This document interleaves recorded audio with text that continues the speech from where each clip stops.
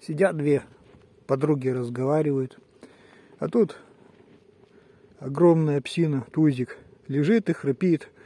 Вот терпели. А подруга говорит: ну сделай что-нибудь, что храпит-то?